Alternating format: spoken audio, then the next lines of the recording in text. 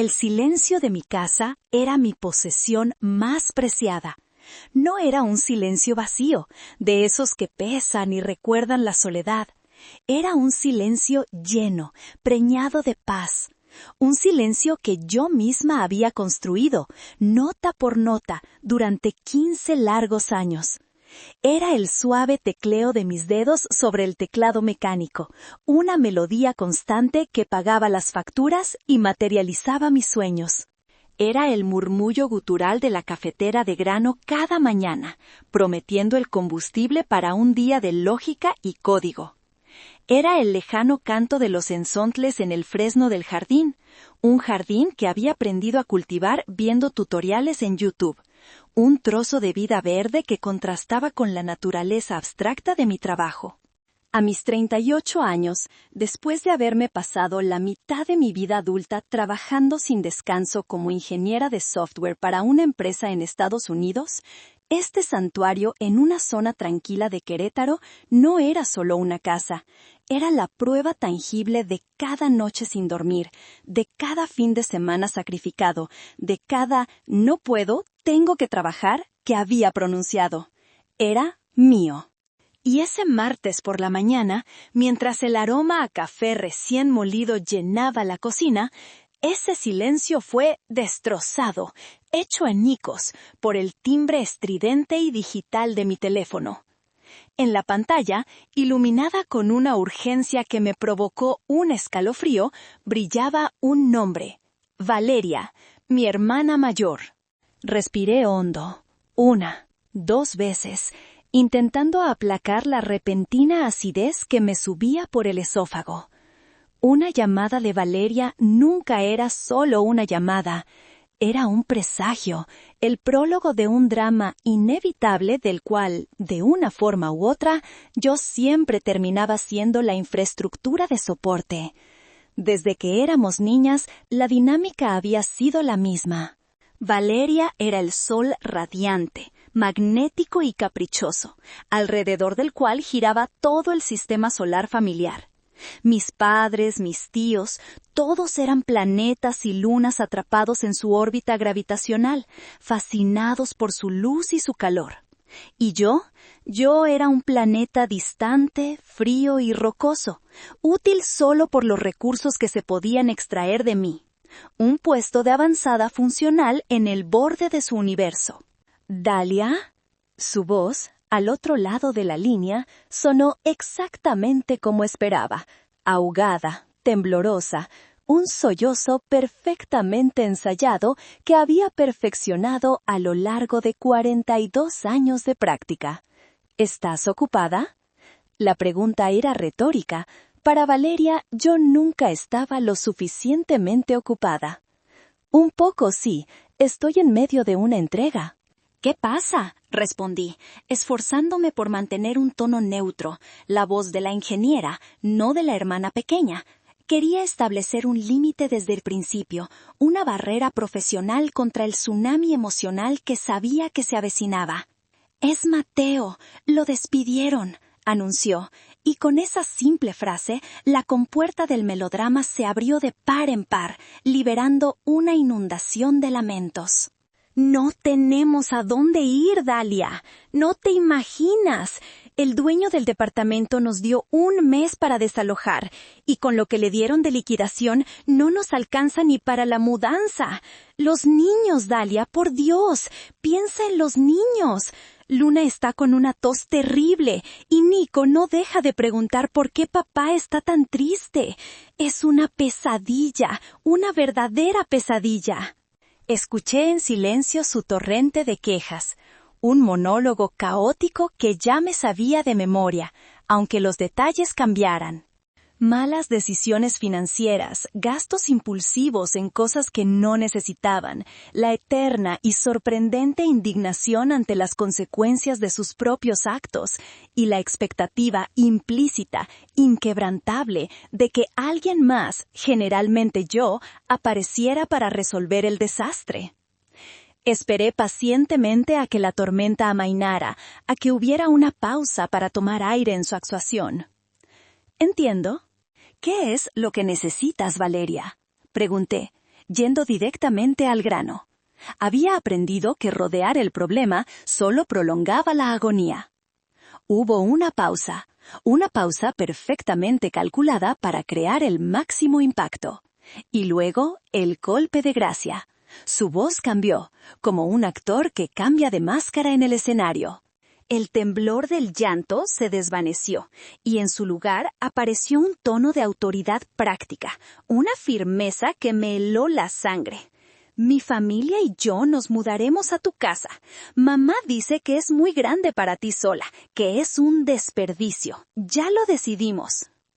Me quedé completamente paralizada, con el auricular pegado a la oreja. No fue una pregunta, no fue una súplica desesperada. Fue una declaración, una orden imperial. El silencio de mi oficina, mi santuario, mi espacio seguro, de repente se sintió frágil, violado. Las paredes que había levantado con mi propio esfuerzo, con el sudor de mi frente y la fatiga de mis ojos, parecieron encogerse, asfixiarme.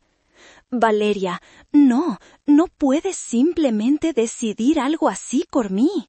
Esta es mi casa, logré decir, pero mi voz sonó débil, lejana, un eco incrédulo de la mujer fuerte que creía ser. «Por favor, Dalia», espetó ella, y esta vez la irritación pura se filtró en su voz, la impaciencia de una reina ante la insubordinación de un súbdito. «No empieces a ser egoísta, no ahora. Eres mi hermana, tienes que ayudar. Además, ya está todo hablado con mis papás. Es lo mejor para todos». Y antes de que pudiera articular una sola palabra en respuesta, antes de que pudiera gritar o llorar o razonar, colgó. Me quedé mirando la pantalla negra de mi teléfono. El silencio ahora era pesado, opresivo, un vacío donde antes había paz. Ya lo decidimos. Esas 3 palabras resonaron en mi cabeza como los golpes de un martillo de demolición. No lo discutimos.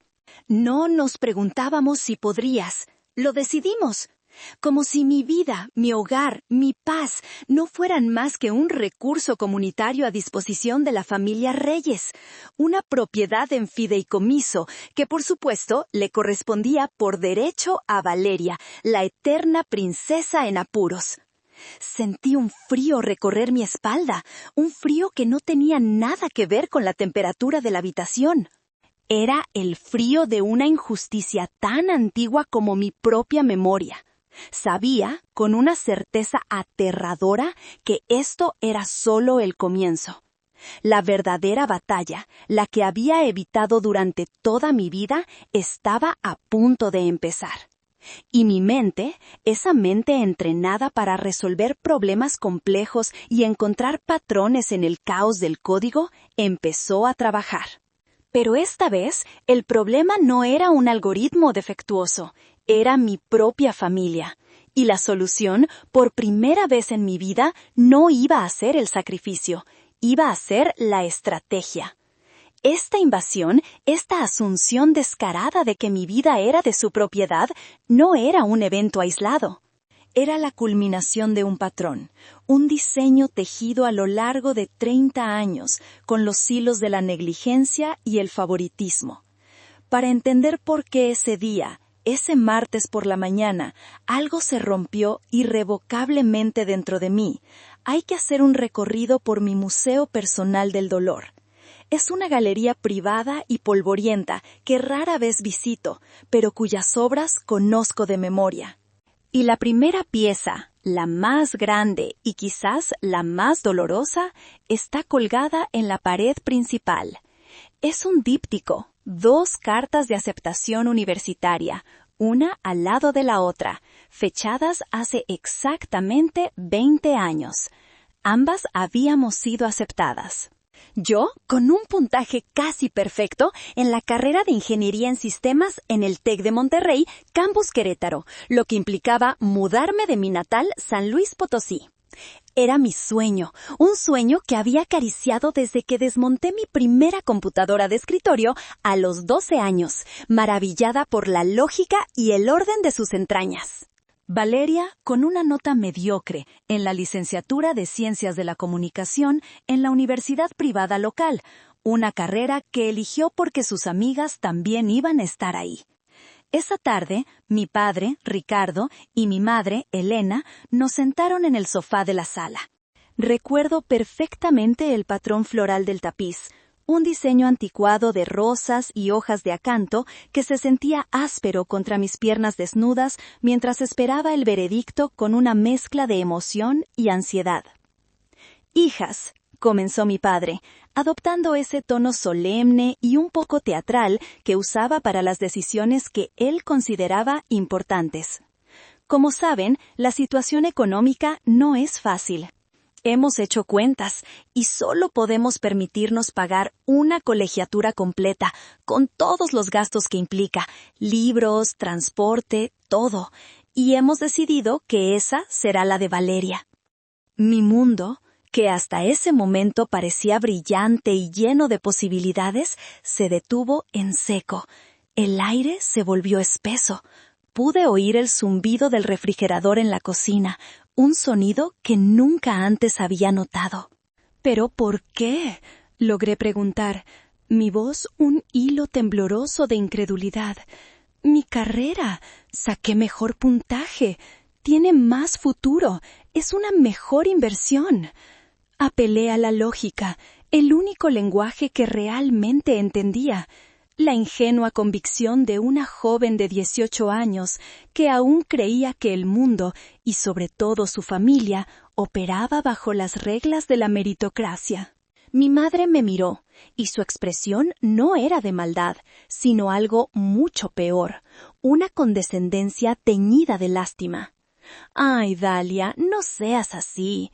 Tu carrera es para hombres. Es muy difícil. Te vas a pasar la vida encerrada con máquinas. Valeria necesita un título más femenino», dijo, buscando la palabra correcta. «Algo que le sirva para socializar, para conocer gente, para conseguir un buen esposo. Además, su universidad está aquí en la ciudad. No tendremos que gastar en alojamiento ni preocuparnos de que ande sola por ahí». La lógica de su argumento era tan aplastante en su absurdo que me dejó sin palabras. La carrera de Valeria era la inversión correcta porque su meta final, sancionada y aprobada por ellos, era el matrimonio. Mi ambición profesional, mi pasión, era un riesgo, un capricho innecesario, una desviación del camino que se esperaba de mí. Miré a Valeria. Ella no parecía incómoda ni culpable. Simplemente me miró con una especie de triunfo tranquilo, como si estuviera recibiendo lo que por derecho de nacimiento le correspondía. Esa noche, mientras Valeria salía a celebrar con sus amigas, financiada por un adelanto de su presupuesto universitario, yo me encerré en mi cuarto. No lloré. En lugar de eso, encendí la vieja computadora de escritorio y, con una determinación fría que me sorprendió a mí misma, empecé a llenar solicitudes de préstamos estudiantiles y becas por desempeño. Los siguientes 4 años de mi vida fueron un borrón borroso de clases a las 8 de la mañana, proyectos de programación hasta las 3 de la madrugada y 3 trabajos a tiempo parcial que apenas me dejaban tiempo para respirar. Serví cafés en una franquicia apestosa, limpié oficinas en un edificio corporativo al anochecer y transcribí audios de conferencias médicas con audífonos que me dejaban un dolor punzante en los oídos. Apenas dormía, apenas comía, apenas vivía. Mientras tanto, mis padres le compraron un suro rojo brillante de segunda mano a Valeria para que no se cansara en el transporte público. Cada vez que hablaba con ellos por teléfono, la conversación era superficial y predecible. «¿Ya conseguiste el dinero para la renta de este mes, mija? ¡Qué bueno que eres tan trabajadora e independiente!». Nunca me preguntaron si estaba bien, si me sentía sola, si necesitaba algo. Daban por sentada mi resiliencia, como si fuera un rasgo de carácter innato, no una habilidad de supervivencia forjada en el fuego de su negligencia. Mientras tanto, aplaudían la fragilidad de Valeria como si fuera una virtud. Esa es la primera obra de mi museo, mi diploma universitario, enmarcado y colgado en la pared de mi oficina, pagado con sudor, ansiedad y una deuda que tardé 7 años en saldar. Y justo a su lado, en mi mente, siempre está la foto imaginaria de ese tsuru rojo brillante que nunca manejé. Esa fue mi primera y más fundamental lección en la dinámica de mi familia. Mi esfuerzo era mi obligación, una función básica como respirar. Los deseos de mi hermana, en cambio, eran la responsabilidad de todos. La segunda obra de mi galería es una pieza de arte conceptual, etérea y dolorosa. Es un fantasma, el fantasma de la primera casa que nunca tuve. La historia se remonta a hace 5 años. Yo tenía 33. Después de una década de trabajo incesante, de haber pagado hasta el último centavo de mis préstamos estudiantiles y de haber vivido en apartamentos minúsculos y a menudo deprimentes para poder ahorrar cada peso posible, finalmente lo había logrado. Había reunido el enganche para una pequeña casa en un fraccionamiento nuevo. No era grande, no era lujosa, pero era mía. O casi. Tenía un pequeño jardín trasero donde me imaginaba plantando lavanda y romero, y una habitación extra que, en mis sueños, ya estaba pintada de un azul sereno y convertida en la oficina perfecta. Estaba a días de firmar la oferta con el dinero en una cuenta de inversión de bajo riesgo listo para ser transferido. La sensación de logro era tan intensa, tan abrumadora, que casi me hacía llorar de felicidad cada vez que pensaba en ello. Estaba a punto de echar raíces, de tener un lugar que nadie podría arrebatarme. Fue entonces, por supuesto, cuando mi teléfono sonó. La llamada, como siempre, era de Valeria, y como siempre estaba llorando. «Dalia, tienes que ayudarme. Es una oportunidad única en la vida. ¡Te lo juro!», exclamó entre sollozos dramáticos que ya no me conmovían, pero que aún activaban un resorte de ansiedad en mi estómago. Resulta que una de sus mejores amigas del momento, una mujer con mucho carisma y poca ética de trabajo, la había invitado a invertir como socia en un spa de lujo que estaban abriendo en la zona más exclusiva de la ciudad. El plan de negocios era vago, las proyecciones de ganancias eran fantásticas y el riesgo era enorme. Valeria, por supuesto, estaba deslumbrada. Solo había un pequeño problema. Necesitaba 200,000 pesos para su parte de la inversión. «Seremos ricas, Dalia. Te lo devolveré en 6 meses, con intereses si quieres. Piensa en ello. Serás socia de tu hermana». Mi instinto, afilado por años de observar sus desastres financieros, me gritó, me aulló, que era una idea terrible.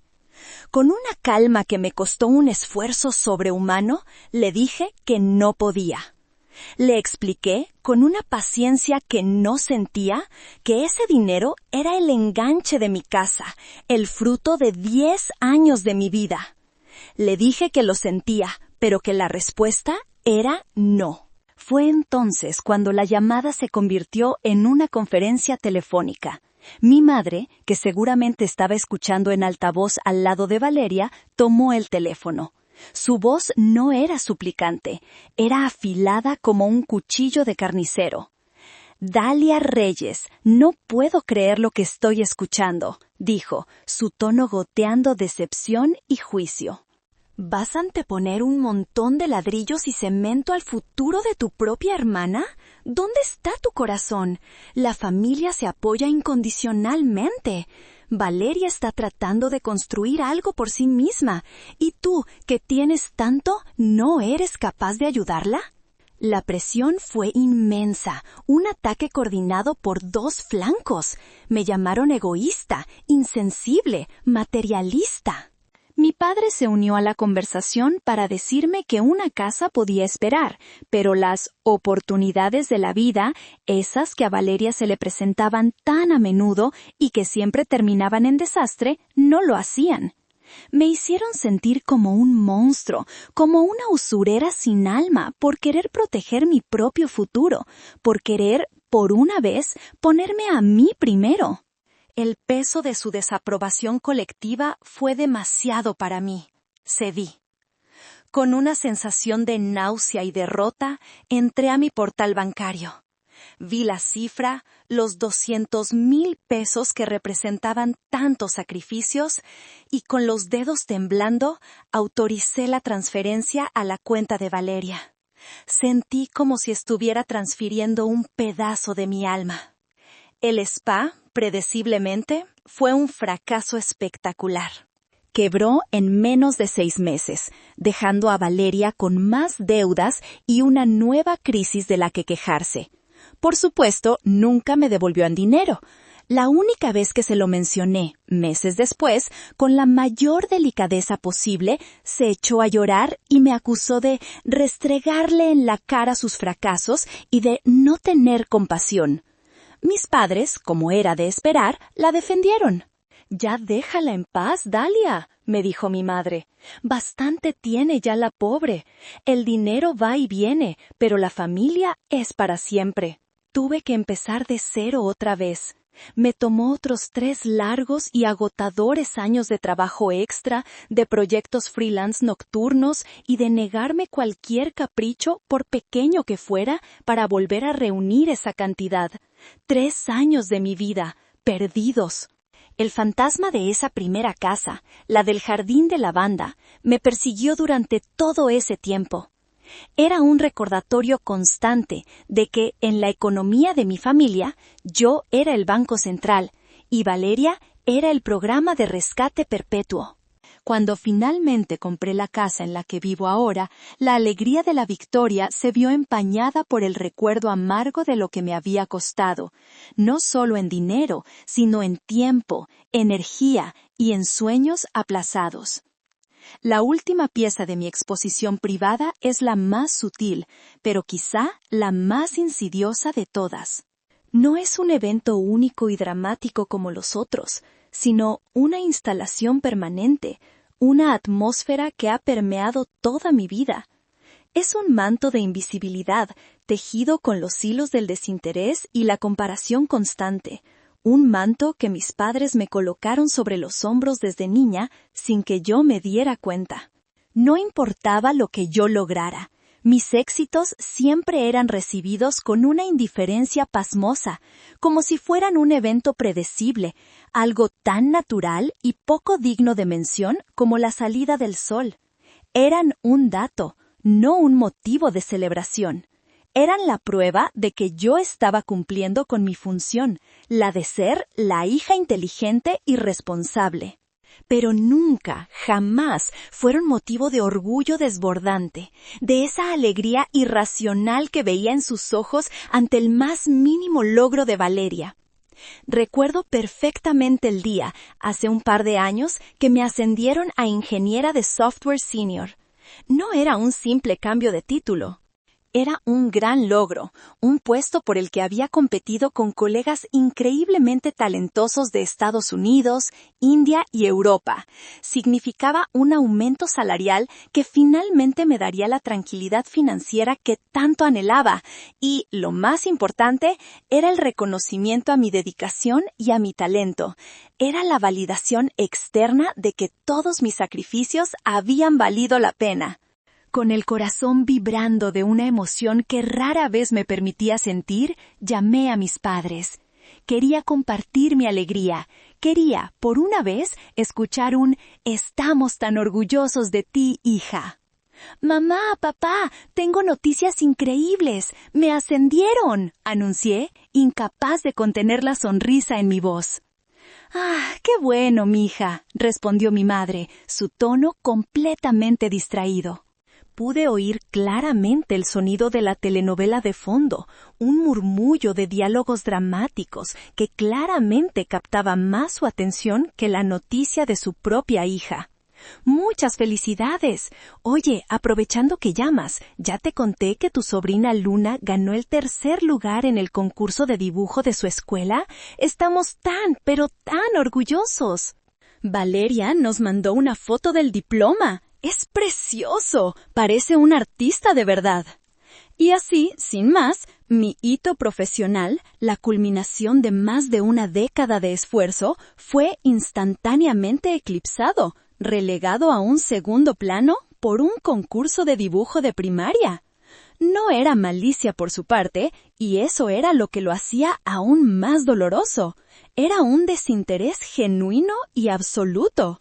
Mi mundo, mi carrera, mis luchas y mis triunfos simplemente no eran tan interesantes, ni tan reales, ni tan válidos como el adorable y tangible universo de Valeria y sus hijos. Esta invisibilidad se extendía a todos los aspectos de la vida. Si yo tenía un mal día en el trabajo, era porque era demasiado sensible o exagerada. Si Valeria tenía una discusión con su esposo, era una tragedia familiar que requería conferencias telefónicas de emergencia. Si yo, después de meses de ahorro, me compraba una buena silla ergonómica para mi oficina, era un gasto innecesario. Si Valeria se compraba un bolso de diseñador a meses sin intereses, era porque se lo merecía, pobrecita, para animarse un poco. Con el tiempo, me convertí en un fantasma en mi propia familia. Una proveedora silenciosa, una figura funcional y predecible, cuya única misión era estar ahí para solucionar problemas y mantener la estabilidad del sistema. Mis propias necesidades, mis alegrías, mis tristezas no ocupaban espacio en el relato familiar. Eran irrelevantes. Este manto de invisibilidad era pesado y frío, y durante años me había acostumbrado a llevarlo, a moverme por el mundo con él puesto, resignada a mi papel. Pero la llamada de Valeria, su declaración de guerra disfrazada de petición de ayuda, su descarada orden de que desmantelara mi vida para acomodar la suya, fue como si alguien hubiera tirado de ese manto con una fuerza brutal. Me dejó expuesta, temblando de frío y de rabia, y por primera vez no quería volver a cubrirme. Por primera vez, lo único que quería era que me vieran. Y estaba a punto de asegurarme de que nunca, nunca más pudieran permitirse el lujo de ignorarme. Con el peso de 30 años de injusticias cristalizado en una furia fría y lúcida, marqué el número de la casa de mis padres. No esperaba comprensión ni apoyo, pero necesitaba escuchar de sus propios labios la confirmación de esta locura. Necesitaba que ellos mismos pronunciaran la sentencia, que me demostraran, sin lugar a dudas, que estaba sola en esto. Mi madre, Elena, contestó al segundo tono, con esa voz falsamente alegre que siempre usaba cuando sabía que se avecinaba un conflicto. «Dalia, qué bueno que llamas, hija. Justo hablábamos de ti.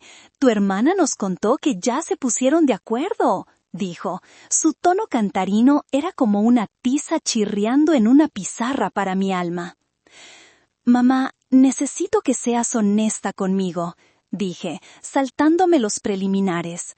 Mi voz era plana, desprovista de la emoción que me consumía por dentro. «¿Ustedes le dijeron a Valeria que podía mudarse a mi casa?» Hubo un suspiro al otro lado de la línea, un sonido largo y sufrido, el suspiro de una mártir que se ve obligada a lidiar con la insensibilidad de sus hijos. «Ay, Dalia, por favor, no empieces con tus dramas. Ya estás grande para estas cosas. Tu hermana está pasando por un momento terrible. ¿No tienes corazón? Su esposo, ese bueno para nada, la dejó en la calle. ¿Qué querías que hiciéramos? ¿Decirle que se fuera a vivir debajo de un puente? Por supuesto que le dijimos que hablara contigo». No es lo mismo hablar conmigo que darle permiso para invadir mi casa, repliqué, mi voz subiendo un poco de volumen a pesar de mis esfuerzos por mantener el control. Yo pagué por esta casa, mamá, cada centímetro cuadrado de ella, con mi trabajo. Y nosotros te dimos la vida, contraatacó ella, desenfundando el arma definitiva del arsenal del chantaje emocional. Nunca te hemos pedido nada, Dalia. Nada. Te hemos dejado hacer tu vida, con tus computadoras y tus cosas raras. Y ahora, la única vez que tu hermana, tu sangre, te necesita de verdad, ¿le vas a dar la espalda? ¡Qué egoísta te has vuelto! Todo ese dinero te ha enfriado el corazón.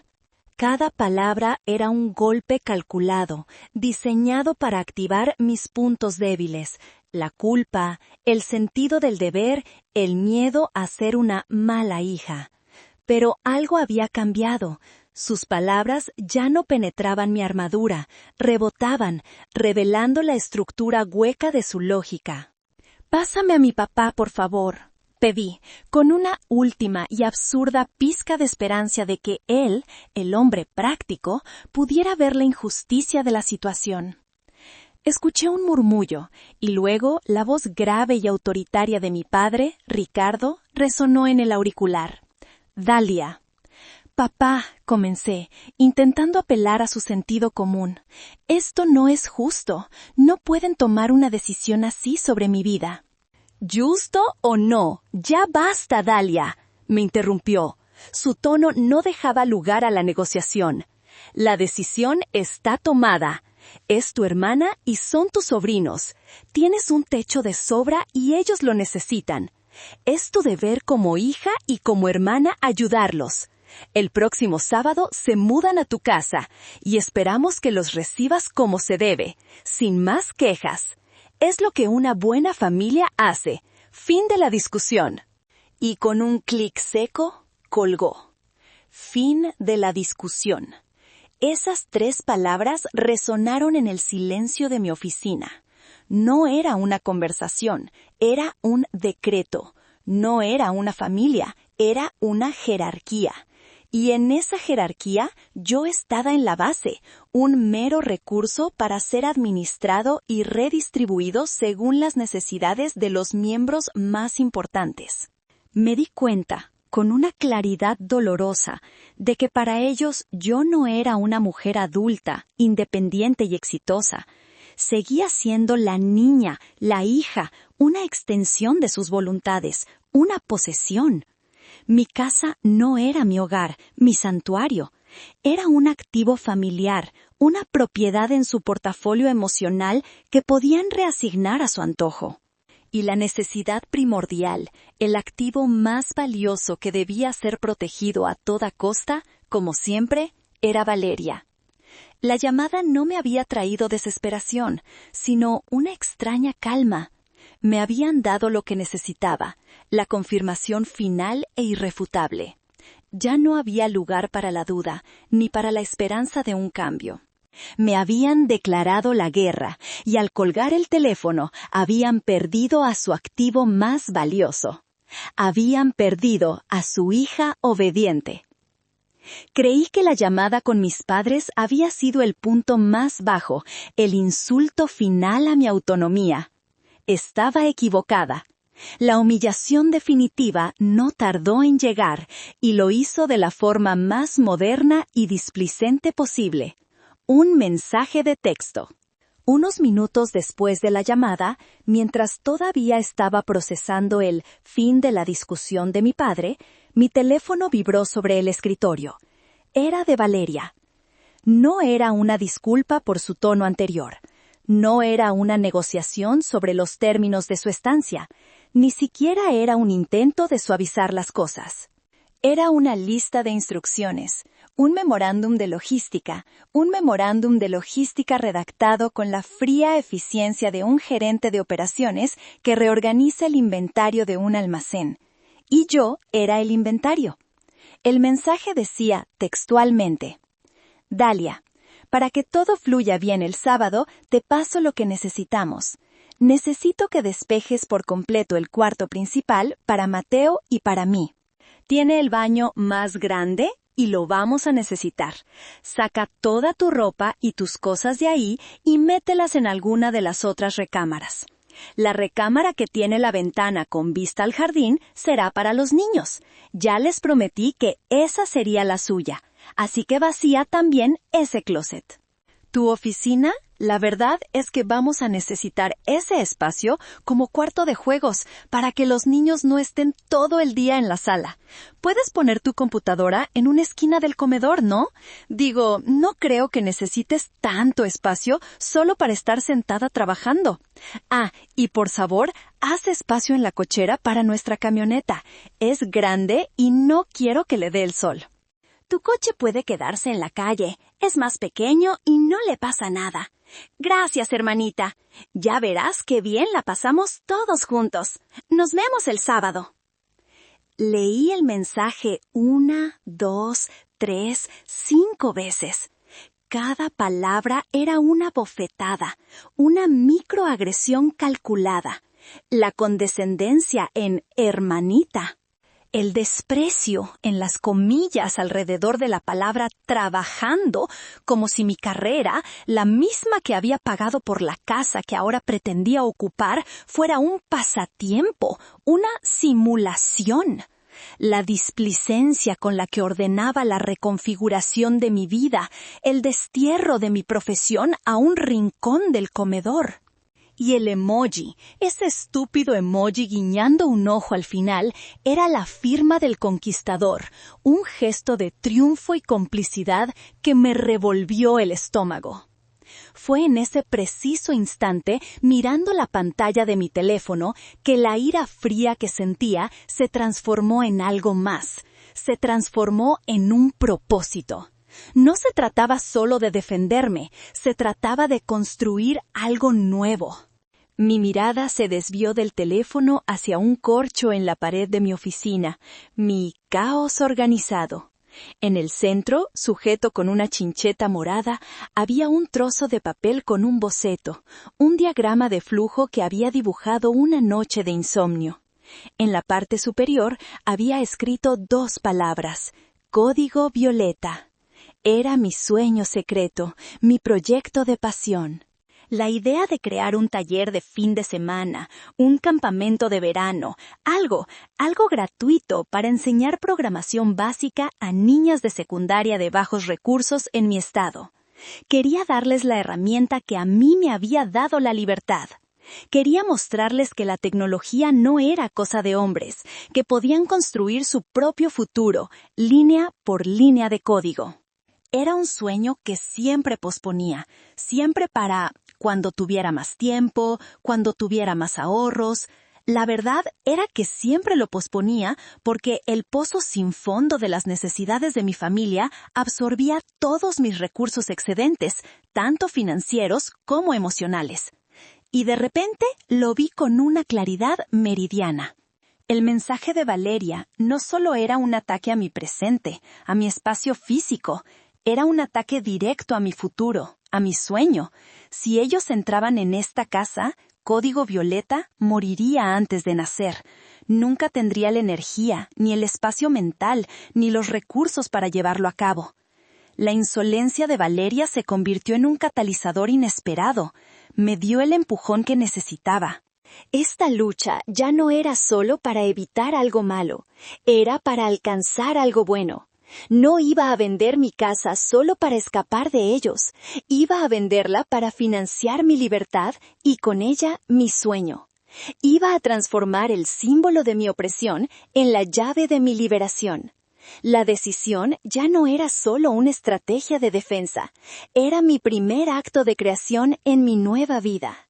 Ellos creían que estaban tomando el control, pero lo único que habían hecho era darme, finalmente, una razón lo suficientemente poderosa para recuperarlo por completo. Sentada en la silla ergonómica que me había costado meses de ahorro, la misma silla que, en la visión de Valeria, pronto sería reemplazada por un triciclo o una casa de muñecas, sentí cómo el caos de mis emociones se asentaba en una única y poderosa resolución. Durante años, mi vida había sido una serie de reacciones. Reaccionaba a las crisis de Valeria, a las demandas de mis padres, a las expectativas de la sociedad. Había jugado a la defensiva, absorbiendo los golpes, cediendo terreno, apaciguando los conflictos para mantener una paz frágil y artificial. Esa noche, en el silencio de mi oficina profanada por un simple mensaje de texto, decidí que se había acabado. Era hora de dejar de reaccionar y empezar a actuar. Era hora de pasar a la ofensiva. Pero mi ofensiva no sería como las de ellos, llena de gritos, lágrimas y chantaje. Sería silenciosa, metódica, implacable. Sería un plan ejecutado con la misma lógica y precisión con la que diseñaba un software complejo. Un plan sin fallos, sin cabos sueltos, sin vuelta atrás. Me levanté y comencé a caminar por la casa, no como su dueña, sino como una estratega evaluando el campo de batalla. Toqué la fría encimera de granito de la cocina, por la que había pagado una pequeña fortuna y que ahora se convertiría en el escenario de los desayunos caóticos de mis sobrinos. Miré el sofá de lino color hueso, mi lugar de lectura, e imaginé las manchas de chocolate y los restos de papitas fritas. Subí a la recámara principal, mi santuario de descanso, y visualicé a Valeria y a Mateo durmiendo en mi cama, usando mi baño, invadiendo mi intimidad. Cada paso, cada imagen alimentaba mi determinación. Esto no era compartir, esto no era apoyar a la familia. Esto era una aniquilación de mi identidad, una colonización de mi vida. Regresé a mi oficina y me senté frente a mi computadora. Abrí un nuevo documento y en la parte superior escribí Proyecto Liberación. Debajo comencé a trazar las fases del plan. Fase 1. Asesoría y validación legal. Fase 2. Neutralización del enemigo, contención temporal. Fase 3. Liquidación de activos. Fase 4. Reubicación y desaparición. Fase 5. Ejecución del contraataque. Parecía el plan de una operación militar, y en cierto modo lo era. Era una operación para reclamar mi soberanía. Mientras escribía, me topé con un obstáculo emocional. Abrí uno de los cajones de mi escritorio buscando un bolígrafo y mis dedos rozaron un pequeño álbum de fotos. Lo saqué. En la primera página había una foto descolorida de mi hermana y yo. Yo tendría unos 7 años, ella 11. Estábamos en la playa construyendo un castillo de arena. Valeria, con su melena rubia y su sonrisa deslumbrante, estaba colocando una concha en la torre más alta. Yo la miraba con una adoración sin límites, como si fuera el centro del universo. ¿En qué momento se había perdido eso? ¿En qué momento su sonrisa se había vuelto un arma y mi admiración una carga? Sentí una punzada de tristeza profunda, un duelo por la hermandad que podríamos haber tenido y que nunca fue. Por un instante, una duda insidiosa se deslizó en mi mente. ¿No hay otra manera? ¿Y si estoy yendo demasiado lejos? Justo en ese momento, mi teléfono vibró sobre la mesa. Era otro mensaje de Valeria. No podía ser más oportuno. Oye, se me olvidó decirte, el perro de Mateo, campeón, también va con nosotros. Es un boxer, así que vas a tener que quitar las alfombras claras. Y es alérgico al pollo, para que lo tengas en cuenta cuando compres las croquetas. Gracias. Miré la foto de las 2 niñas en la playa, y luego el mensaje en la pantalla. Y la duda se evaporó, incinerada por una nueva oleada de indignación. El perro. Ni siquiera me habían preguntado si quería un perro en mi casa. Simplemente me estaban dando instrucciones sobre su dieta. La niña de la foto, la que miraba a su hermana con adoración, ya no existía. Había sido reemplazada por una mujer que finalmente entendía que el amor no debía ser un acto de sumisión. Cerré el álbum de fotos y lo guardé de nuevo en el cajón. Se había acabado el tiempo del duelo. Era el tiempo de la acción. Volví a mi documento, a mi Proyecto Liberación, y comencé a escribir los detalles de la fase 1, la primera llamada que haría a la mañana siguiente. A la mañana siguiente me desperté antes de que sonara la alarma. No había dormido mucho, pero me sentía extrañamente lúcida y llena de energía. La decisión, una vez tomada, había actuado como un bálsamo, calmando la tormenta de ansiedad que me había agitado durante las últimas 24 horas. Me preparé mi café, me senté en mi escritorio y, con el documento del Proyecto Liberación abierto en la pantalla, realicé la primera acción oficial de mi nueva vida. Llamé a mi tío Arturo. Mi tío era el hermano menor de mi padre y en el ecosistema familiar era una especie de exiliado voluntario. Un abogado brillante y un poco cínico se había jubilado joven para dedicarse a sus pasiones, la carpintería y la lectura de novelas históricas. Había visto la dinámica de nuestra familia desde una distancia segura durante años, interviniendo rara vez, pero siempre con una precisión quirúrgica. Era la única persona en el mundo que no estaba bajo el hechizo de Valeria. Contestó al segundo tono. Su voz era tranquila y profunda, un ancla en mi mar de incertidumbre. «Dalia, qué sorpresa tan agradable, sobrina. ¿Todo bien por allá?» «Hola, tío. Necesito tu ayuda, o más bien tu consejo de abogado», dije, yendo directamente al grano. Le conté todo. La llamada inicial de Valeria, la conversación con mis padres, el infame mensaje de texto con la lista de demandas y la mención del perro alérgico al pollo. No lo interrumpí para añadir drama ni para quejarme. Simplemente expuse los hechos, uno tras otro, de forma cronológica y ordenada, como si estuviera presentando un informe de errores de un sistema. Cuando terminé, hubo un largo silencio al otro lado de la línea. No fue un silencio incómodo, sino uno pensativo. Pude imaginarlo en su estudio, acariciándose la barba canosa, procesando la información. Llevo años, Dalia, literalmente años, esperando esta llamada, dijo finalmente, y su voz no contenía sorpresa, sino una profunda y triste validación que casi me hace llorar de alivio. Sabía que un día te empujarían demasiado lejos. Tu paciencia es legendaria, sobrina, pero sabía que no era infinita. Han confundido tu fuerza con debilidad durante demasiado tiempo. Sentí que un nudo que no sabía que tenía en la garganta comenzaba a deshacerse.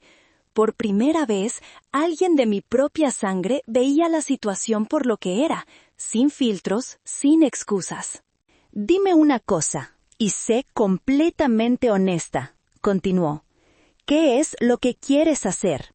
No lo que crees que deberías hacer, ni lo que te haría parecer la buena hija. ¿Qué es lo que tú, Dalia Reyes, quieres hacer?»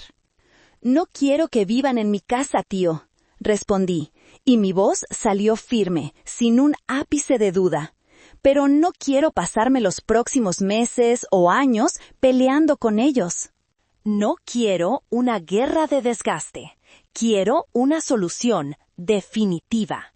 Quiero que esta dinámica se termine para siempre». «Una solución definitiva», repitió, y pude casi oír la sonrisa formándose en su rostro. «Me gusta cómo suena eso.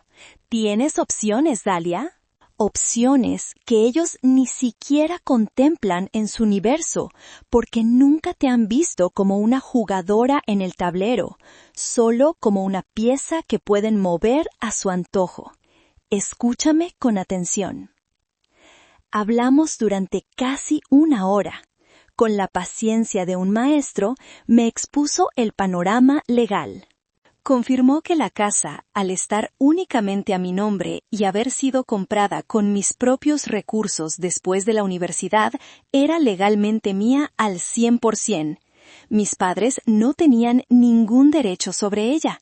Me explicó los pasos a seguir si intentaban entrar por la fuerza, los pros y los contras de una orden de restricción. Pero más que la asesoría legal, lo que me dio fue una estrategia. Me dio el esqueleto del plan que yo había empezado a esbozar. Harán todo lo posible para hacerte sentir culpable, me advirtió antes de colgar. Es su única arma real contra ti. Usarán a los niños, usarán la palabra familia como un garrote.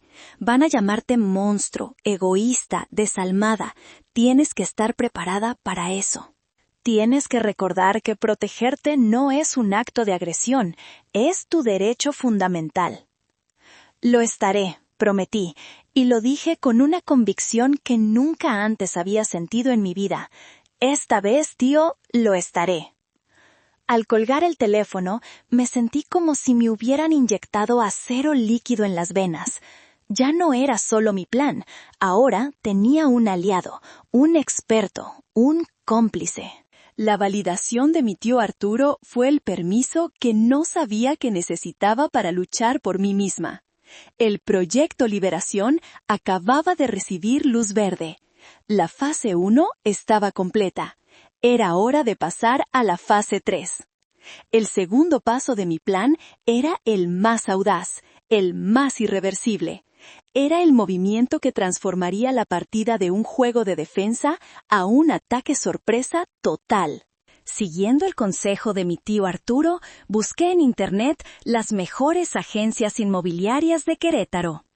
El nombre Bienes Raíces Benítez apareció en la parte superior, con docenas de reseñas de 5 estrellas que elogiaban su profesionalismo y eficiencia. Mi tío lo había confirmado.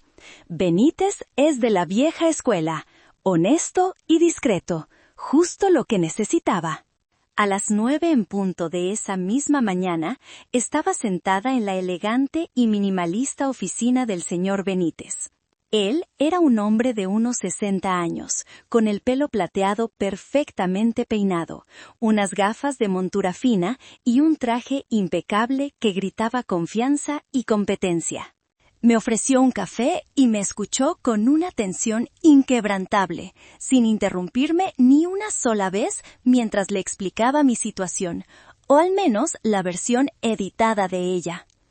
Señor Benítez, buenos días. Soy Dalia Reyes. Soy la propietaria de la casa en el número 12 de la calle de los Fresnos, en la colonia Cumbres del Lago. Comencé. Mi voz sonaba más segura de lo que me sentía. Y quiero ponerla en el mercado. Él asintió, consultando algo en su tableta. Ah, sí, una excelente propiedad. La conozco bien. Vendimos la casa de al lado el año pasado. 3 recámaras, jardín amplio, acabados modernos. ¡Una joya! No tendrá problemas en venderla, señorita Reyes. El mercado en esa zona está muy activo. Me alegra oír eso, continué, inclinándome ligeramente hacia adelante, porque tengo una condición muy específica. Necesito una venta rápida. Muy, muy rápida. Estoy dispuesta a bajar el precio un 5%, quizás hasta un 7%, por debajo del valor de mercado, si eso garantiza cerrar el trato esta misma semana. El señor Benítez se quitó las gafas y me miró con una nueva intensidad. Su expresión ya no era solo amable, ahora era curiosa. Un profesional de su calibre podía oler una historia detrás de una petición tan inusual. Una venta urgente, comprendo, dijo lentamente. Es una oferta muy atractiva para cualquier comprador. Seguramente generará mucho interés. ¿Puedo preguntar, si no es indiscreción, el motivo de tanta prisa? Lo miré directamente a los ojos, sin pestañear. Había ensañado mi respuesta. No podía decirle la verdad, pero tampoco podía parecer desesperada o errática. Digamos que estoy reestructurando mis activos para un nuevo proyecto de vida, dije, usando un lenguaje deliberadamente vago y corporativo. Es un proyecto personal muy importante para mí, una fundación, y el tiempo es un factor crucial. Necesito liquidar la propiedad para liberar el capital y ponerlo en marcha. La mención de una fundación fue un toque de genialidad. Instantáneamente me convertía en una filántropa visionaria en lugar de una mujer huyendo de su familia tóxica. La expresión del señor Benítez se suavizó, reemplazando la curiosidad por admiración. «Entiendo perfectamente», dijo, volviendo a ponerse las gafas. «Una causa noble». En ese caso, cuente con mi total discreción y mi máximo esfuerzo. Manos a la obra, entonces. Necesitaré acceso a la propiedad para tomar fotografías profesionales y empezar a mostrarla a mi cartera de clientes premium hoy mismo. ¿Le parece bien si mi equipo pasa a la 1 de la tarde? «Perfecto», respondí, sintiendo un vértigo extraño, una mezcla de terror y euforia. Estaba en una montaña rusa y el carrito acababa de empezar a subir la pendiente más alta. No había vuelta atrás. Salí de su oficina a la brillante luz del sol de la mañana. Me sentía como una espía en mi propia vida. Estaba poniendo en marcha un plan que cambiaría mi existencia para siempre. Estaba a punto de despojarme del símbolo más grande de mi éxito, mi ancla, mi santuario.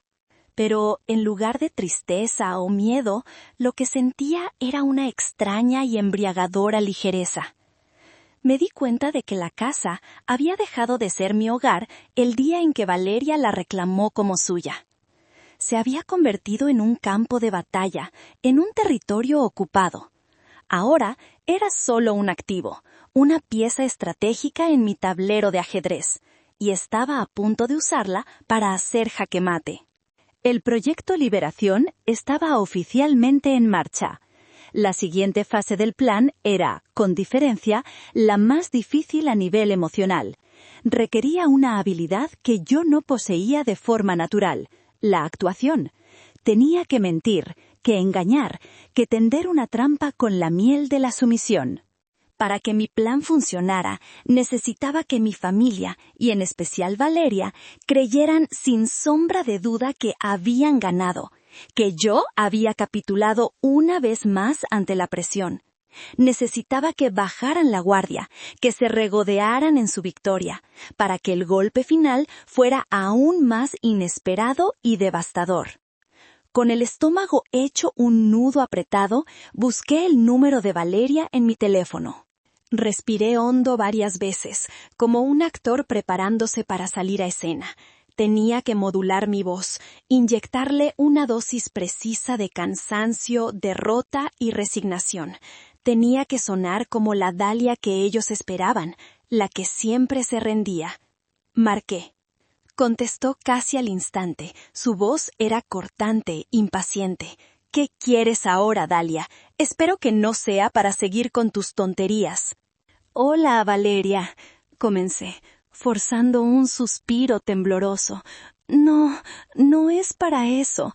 Estuve pensando toda la noche». Hice una pausa, dejando que el silencio se llenara con su expectación. Y tienen razón. Hubo un silencio del otro lado, pero no era un silencio de sorpresa. Era un silencio triunfante, el silencio de alguien que sabía que la victoria era inevitable y solo estaba esperando la rendición oficial. «¿Razón en qué?», preguntó, aunque ya sabía la respuesta.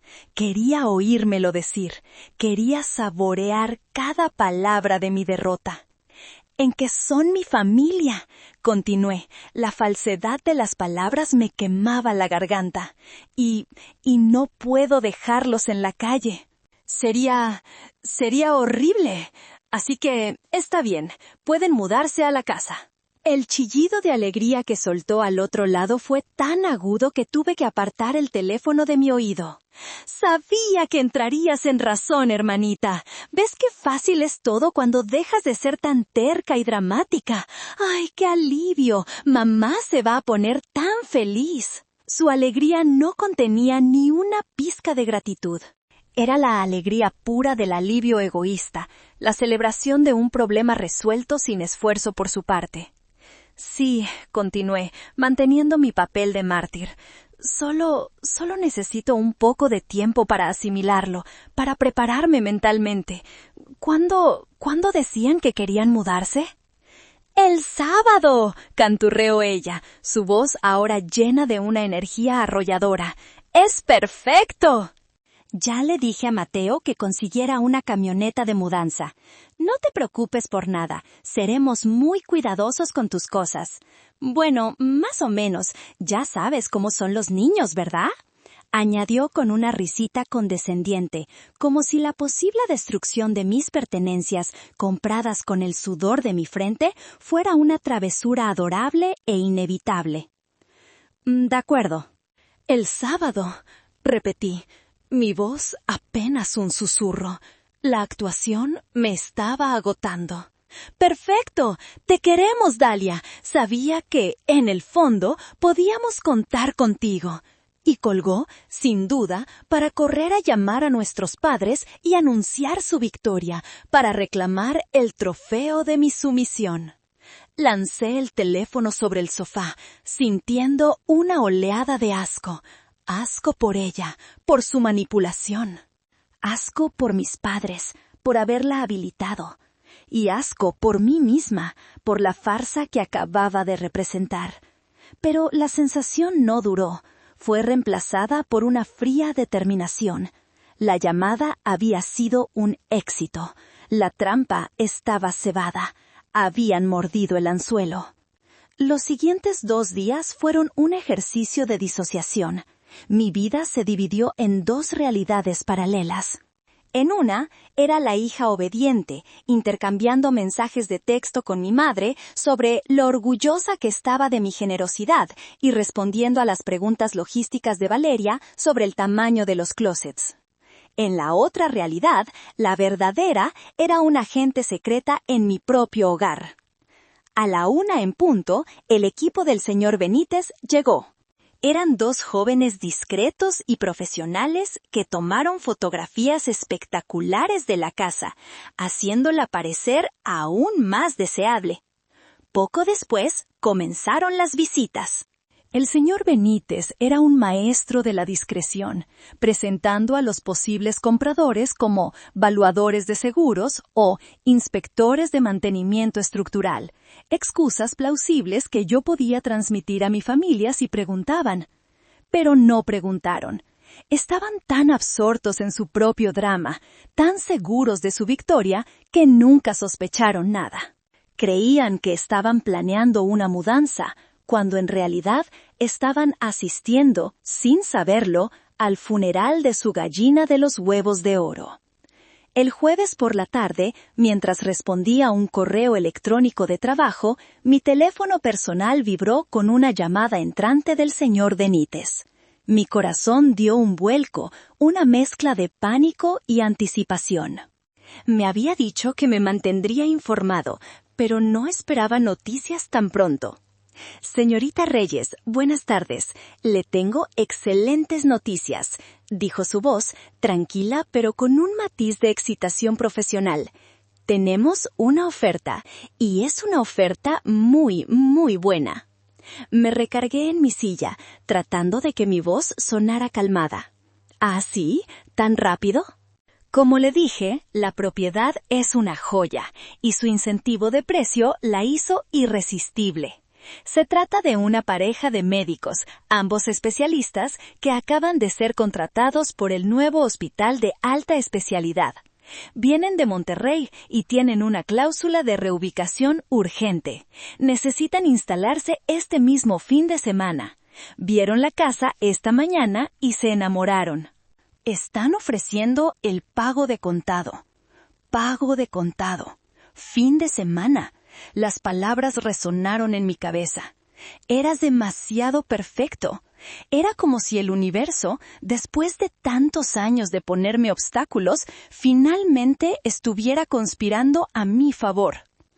Quieren evitarse todo el proceso de un crédito hipotecario, continuó el señor Benítez. Están dispuestos a firmar mañana mismo si es posible. La oferta es solo un 3% por debajo del valor de mercado. Es mucho mejor de lo que esperábamos. Mi mente trabajaba a toda velocidad. Mañana era viernes. La mudanza de Valeria estaba programada para el sábado. El tiempo era increíblemente apretado, pero era posible. Era la tormenta perfecta. ¿Mañana? ¿De verdad es posible cerrar todo mañana? Pregunté, la magnitud del plan haciéndose de repente muy real. Ellos están muy motivados y yo tengo un excelente notario que puede agilizar los trámites si la documentación está en orden, y la suya lo está. Si usted está de acuerdo, podemos citarnos en la notaría mañana a las 4 de la tarde para la firma de la escritura. De acuerdo, respondí, mi voz sonando extrañamente lejana, como si perteneciera a otra persona. Hagámoslo. Excelente. Le enviaré los detalles por correo. Felicidades, señorita Reyes. Está a punto de hacer un negocio extraordinario. Colgué el teléfono y me quedé mirando la pared de mi oficina, mi corcho con el boceto de Código Violeta. Un negocio extraordinario. Él no tenía ni idea. No estaba vendiendo solo una casa.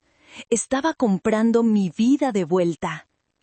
Esa noche, la realidad de lo que estaba haciendo me golpeó con la fuerza de un tren.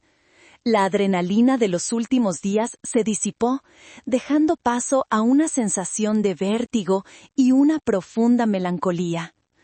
Caminé descalza por las habitaciones, mi casa por última vez. La luz de la luna se filtraba por las ventanas, dibujando patrones fantasmales en el suelo de madera. Toqué los muebles, la mesa del comedor, donde había cenado sola después de jornadas de 14 horas, celebrando silenciosamente la resolución de un error de código imposible. Me senté en el sofá donde me había quedado dormida innumerables veces con el portátil en el regazo, soñando con líneas de código. Salí al jardín y aspiré el aroma de la lavanda y el romero que yo misma había plantado, un pequeño acto de fe en un futuro que ahora estaba demoliendo voluntariamente. Una lágrima solitaria, caliente y salada, rodó por mi mejilla. No era una lágrima de tristeza por perder la casa, era una lágrima de duelo, duelo por la familia que nunca tuve, duelo por el apoyo que nunca recibí. Duelo por la versión de mí misma que había tenido que morir esa semana. La hija obediente, la que siempre esperaba, la que creía que, si se esforzaba lo suficiente, si era lo suficientemente buena, si sacrificaba lo suficiente, finalmente se ganaría su amor y su respeto incondicional. Esa ilusión, tan tenaz y tan dañina, moría esa noche entre las sombras de mi casa vacía. Y aunque dolía, aunque el duelo era real, también era increíblemente liberador. Estaba podando las ramas muertas para que algo nuevo pudiera crecer. Estaba diciendo adiós, no a mi hogar, sino a mi jaula. Una jaula con paredes bonitas y un jardín cuidado, pero una jaula al fin y al cabo. Y mañana, finalmente, saldría volando. El viernes fue el día de la ejecución, un ballet de logística y secretismo que realicé con una precisión casi robótica. La emoción del duelo de la noche anterior había sido guardada bajo llave. Hoy solo había espacio para la eficiencia. Por la mañana, mientras el señor Benítez y mi tío Arturo coordinaban los detalles finales para la firma en la notaría, yo me dediqué a la tarea más extraña de mi vida, empacar mi existencia de forma selectiva. No podía llevarme todo, eso habría sido imposible de hacer en unas pocas horas, y, lo más importante, habría levantado sospechas si mi madre decidía hacer una visita sorpresa para supervisar los preparativos. Tenía que parecer que la casa seguía habitada, pero, al mismo tiempo, tenía que rescatar todo lo que era irreemplazable. Me moví por la casa como una ladrona, abriendo cajones y armarios. ¿Qué se lleva uno cuando abandona su vida? No los objetos grandes y voluminosos, sino los pequeños tótems de la identidad. Mi ropa favorita, la que me hacía sentir segura y profesional. Todos mis documentos importantes, pasaporte, título universitario, actas de nacimiento. Las pocas joyas que tenía, incluyendo un delicado collar de mi abuela, la única persona en la familia que siempre me había visto de verdad.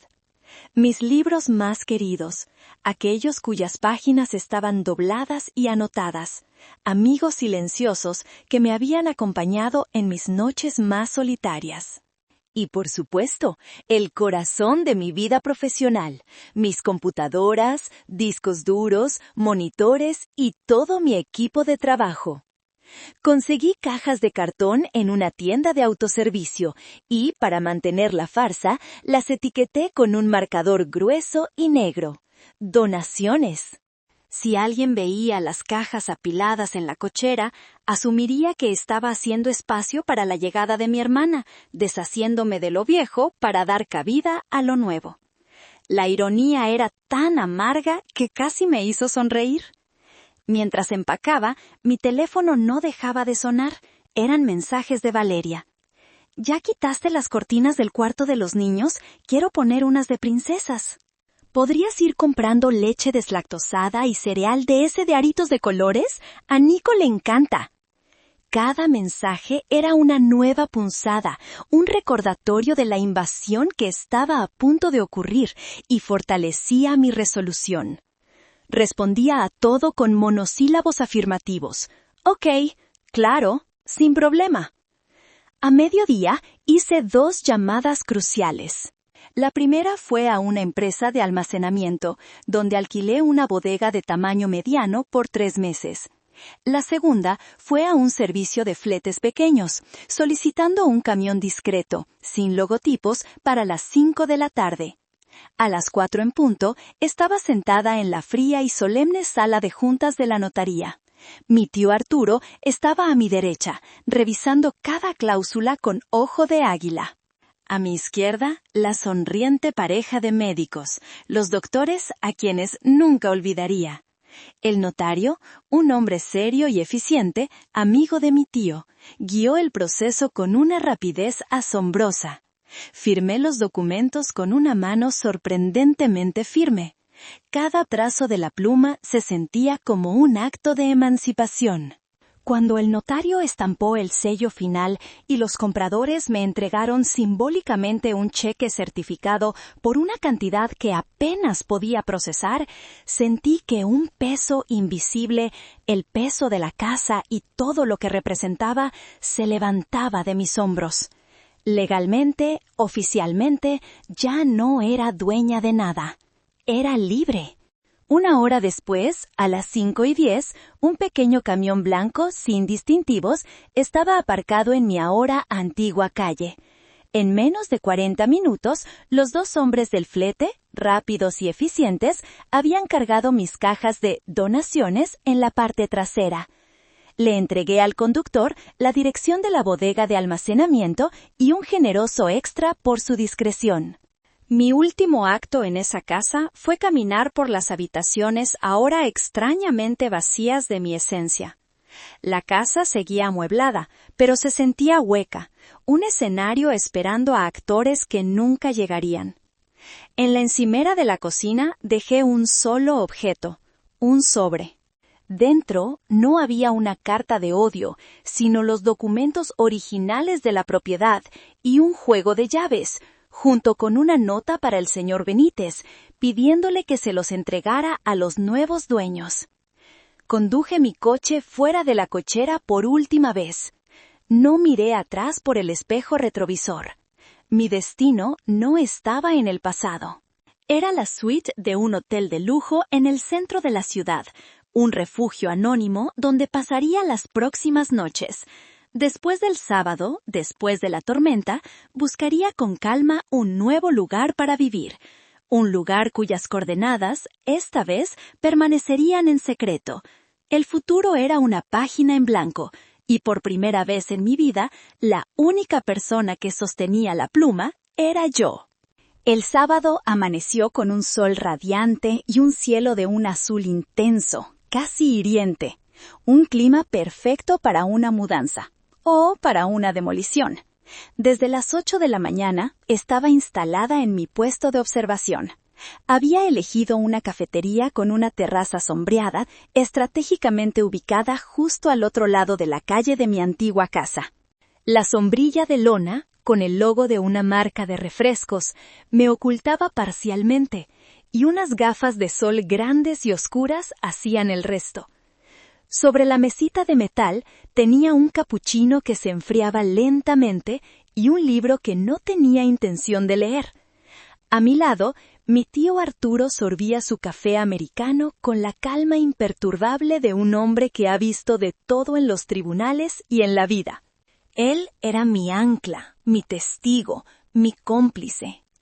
¿Nerviosa, sobrina?, preguntó, sin apartar la vista de la calle, sus ojos fijos en la entrada del fraccionamiento. Extrañamente no, respondí, y era la verdad más absoluta. El torbellino de emociones de los días anteriores, la ira, el duelo, el miedo, se había asentado en una calma gélida, una especie de desapego de cirujano. Siento como si estuviera a punto de ver el final de una película muy larga y predecible, una que ya he visto demasiadas veces. Mi tío asintió, una leve sonrisa dibujándose en sus labios. A veces, los finales predecibles son los más satisfactorios. Esperamos. El tiempo parecía estirarse, cada minuto una pequeña eternidad. Observamos a los vecinos sacar a pasear a sus perros, a los niños pasar en bicicleta, una vida normal y suburbana que estaba a punto de ser interrumpida por el drama privado de la familia Reyes. Y entonces, a las 10 en punto, como si estuvieran siguiendo un guión celestial, el espectáculo comenzó. Un camión de mudanzas grande y destartalado, de esos que se alquilan por horas y que parecen haber sobrevivido a varias guerras, dobló la esquina con un chirrido de frenos. Detrás de él, como un fiel escudero, venía la camioneta familiar de Valeria, una SUV de un modelo reciente que, yo sabía, todavía estaban pagando a plazos. Se estacionaron ruidosamente frente a la casa, el camión ocupando casi todo el ancho de la calle. De la camioneta descendió el elenco completo, y la escena era tan arquetípica que resultaba casi cómica. Valeria bajó del asiento del copiloto con el aire de una reina llegando a supervisar la construcción de su nuevo palacio. Su esposo, Mateo, salió del lado del conductor, ya sudando y con una expresión de fastidio, como si el mero acto de existir fuera un esfuerzo sobrehumano. Mis dos sobrinos, Luna y Nico, salieron disparados de las puertas traseras, corriendo excitados por el césped que yo había cuidado con tanto esmero. Y finalmente, del asiento trasero, descendieron mis padres, Ricardo y Elena, con sonrisas de profunda satisfacción en sus rostros, como si estuvieran presenciando la culminación de un plan maestro. Observé como una espectadora en un cine cada uno de sus movimientos.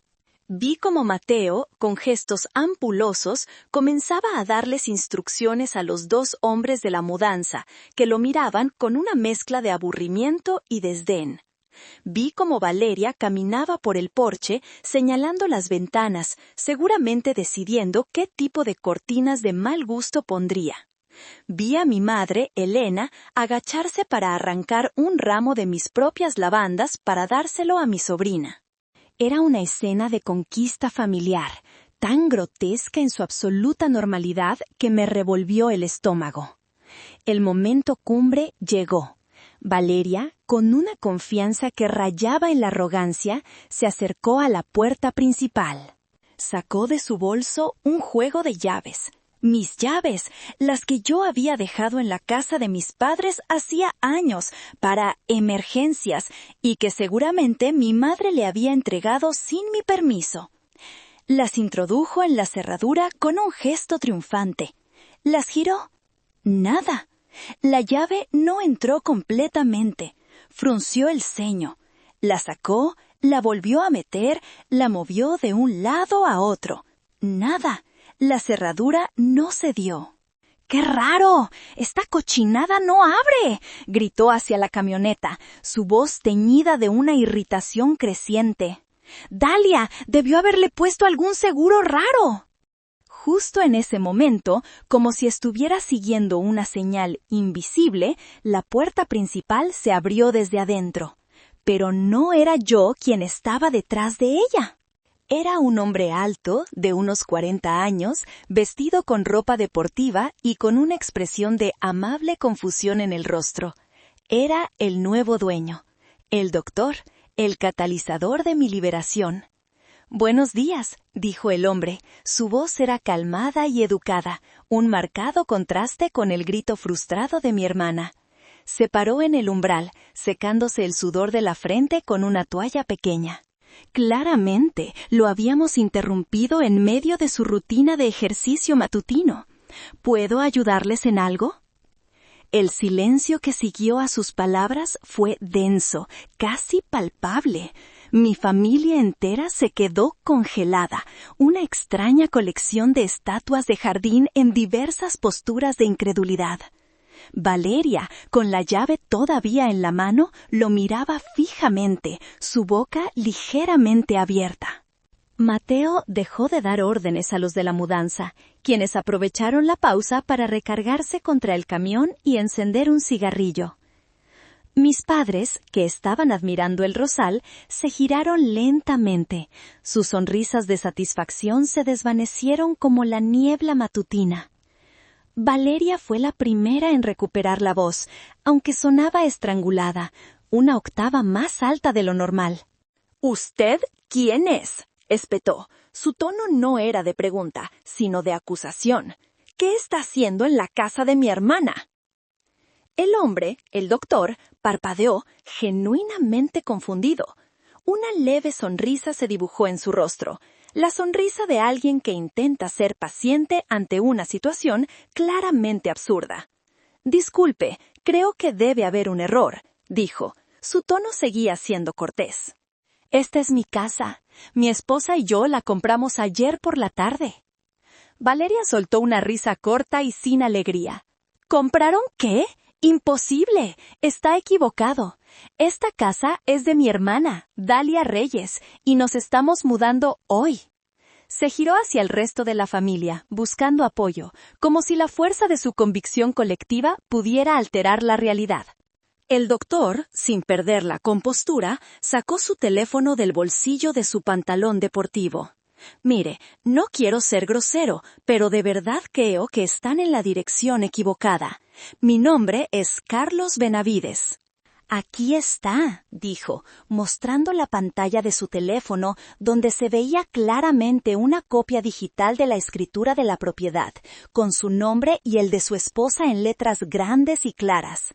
«Firmamos ayer en la notaría. La señorita Reyes nos vendió la propiedad».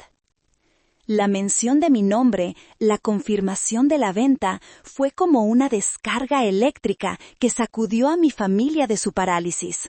Los murmullos comenzaron. «¿Qué está diciendo?», susurró mi madre a mi padre. Mateo caminó hacia la puerta, mirando al doctor como si fuera un fantasma. Fue entonces cuando mi tío Arturo y yo decidimos que era el momento perfecto para hacer nuestra entrada. Nos levantamos de nuestra mesa en la cafetería, dejamos unos billetes para pagar la cuenta y comenzamos a cruzar la calle lenta y deliberadamente. Cada paso sobre el asfalto se sentía pesado, histórico. Era como caminar hacia el escenario para el acto final de una obra que había durado toda mi vida. El sol de la mañana me daba en la cara, pero no sentía su calor. Por dentro estaba hecha de hielo. Pude ver sus rostros girándose hacia nosotros a medida que nos acercábamos. La confusión en sus ojos se transformó en una nueva emoción al verme. Alivio en el caso de mi madre, furia en el de mi padre, y en el de Valeria una mezcla aterradora de negación y pánico. Me detuve en la acera, a una distancia segura, pero dentro del círculo del drama. El nuevo dueño, el doctor Benavides, me reconoció y asintió con la cabeza, una expresión de comprensión comenzando a amanecer en su rostro. «Señorita Reyes», dijo simplemente. Todos los ojos se volvieron hacia mí. El mundo pareció encogerse, conteniéndose, en ese pequeño trozo de césped frente a la casa que una vez fue mía. El silencio era total, roto solo por el llanto lejano de un bebé y el zumbido de una podadora a la distancia. La obra estaba lista. Las luces estaban sobre mí. Era mi turno de hablar. «¡Dalia!», gritó mi madre en cuanto me vio, su voz una extraña mezcla de alivio y acusación. Corrió hacia mí como si yo fuera la solución al inexplicable problema que se les presentaba. «¿Qué está pasando aquí? ¿Quién es este hombre? Dile que se vaya, que esta es tu casa». Me detuve en la acera, a una distancia que consideré prudente, y la miré con una calma que sabía que la desarmaría más que cualquier grito. No había rastro de la hija sumisa y nerviosa que ella conocía. La mujer que la miraba era una extraña. «No pasa nada, mamá», respondí. Mi voz era plana, tranquila, precisa como un bisturí. Simplemente vendí mi casa. Pronuncié esas palabras con una claridad y una sencillez que las hicieron aún más devastadoras. No hubo gritos, no hubo excusas, no hubo un largo preámbulo. Solo el hecho, desnudo y brutal. La verdad como un golpe directo en el centro de su universo construido sobre mentiras y expectativas. El efecto fue inmediato y profundo. Mi madre se detuvo en seco, como si hubiera chocado contra una pared invisible.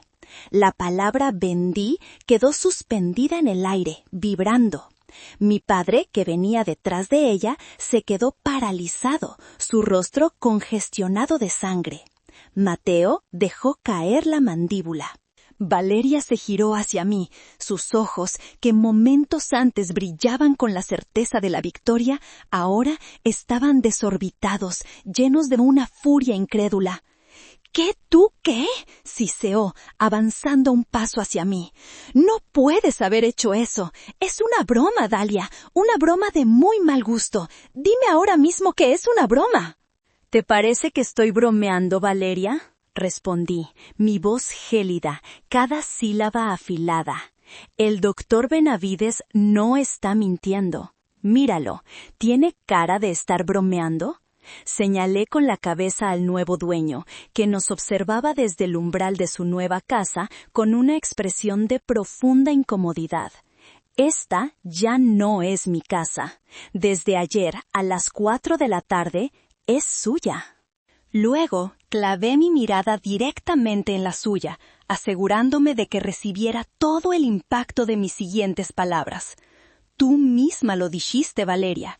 La casa era demasiado grande para mí sola. Tenías razón, pero te equivocaste en una cosa fundamental. No era para que la ocupara tu familia, era para venderla». La realización la golpeó como una ola, pero no de agua, sino de cemento. Se tambaleó visiblemente, retrocediendo un paso, como si mis palabras hubieran tenido una fuerza física. Su rostro, siempre tan cuidadosamente maquillado, perdió todo el color, volviéndose de un tono pálido y ceroso. Pero nuestra mudanza», balbució, su voz apenas un susurro roto. Hemos dejado el otro departamento. El contrato terminó ayer. Entregamos las llaves». «¿A dónde? ¿A dónde vamos a ir?». Su arrogancia se había desmoronado, revelando el pánico desnudo que había debajo. Fue mi tío Arturo quien respondió. Dio un paso adelante, posicionándose ligeramente a mi lado, una presencia sólida y autoritaria. Su voz de abogado, acostumbrada a dominar salas de tribunales, resonó en el silencio tenso de la calle.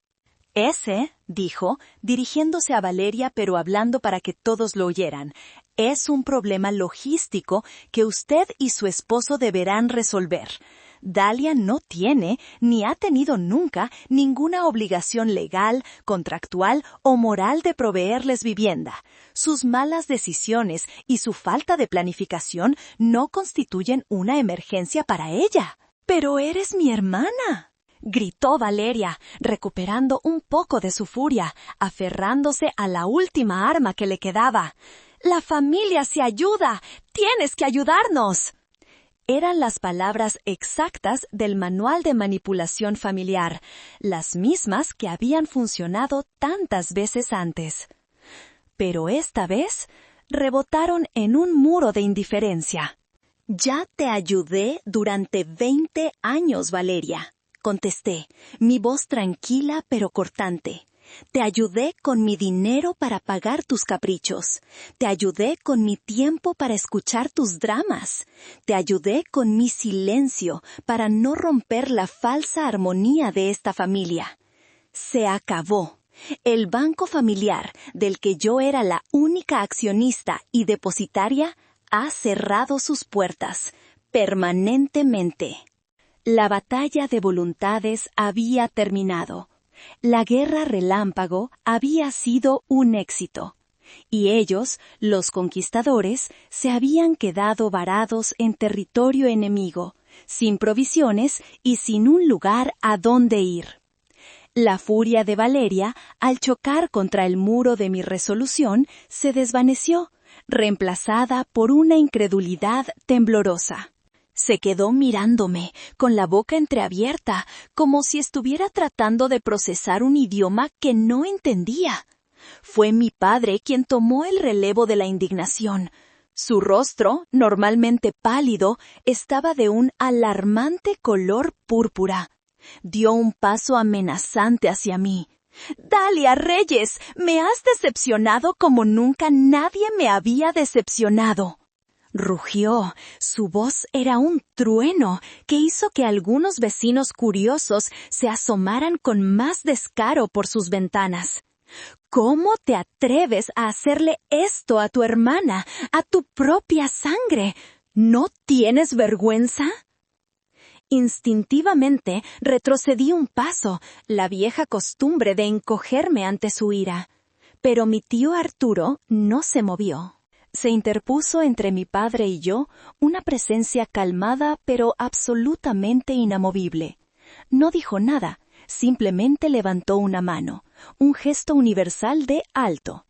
La autoridad silenciosa de mi tío fue más efectiva que cualquier grito. Mi padre se detuvo, resoplando como un toro. «Cuidado con tu tono, Ricardo», dijo mi tío Arturo. Su voz era baja pero cortante. «No estás hablando con una de tus empleadas, estás hablando con una mujer adulta que ha tomado una decisión legal y soberana sobre su propiedad. No tienes ningún derecho a hablarle así». Mi padre se quedó sin palabras, desarmado. Nunca nadie lo había confrontado de esa manera en público. Pero la sorpresa mayor, el verdadero jaque mate de la partida, aún estaba por llegar. Mi tío, con un movimiento lento y deliberado, se agachó para abrir su maletín de cuero. De él sacó una carpeta de color manila. «Y ya que estamos todos convenientemente reunidos», continuó, su tono ahora tenía una formalidad casi teatral que convertía la acera en una sala de tribunal improvisada. «Dalia también me ha pedido que les entregue esto». Con la precisión de un oficial de justicia, le tendió un sobre a Valeria. Ella lo tomó con manos temblorosas, como si temiera que fuera a morderla. Lo abrió con torpeza, rasgando el papel. Dentro había varias hojas, densamente impresas con jerga legal. «Es una notificación formal», explicó mi tío. Su voz era clara y pedagógica, para que no quedara ninguna duda.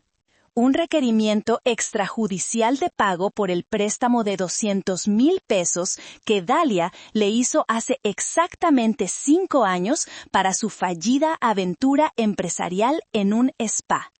Pude ver a mis padres intercambiar una mirada de pánico. Mateo, el esposo de Valeria, se acercó para leer por encima del hombro de su mujer.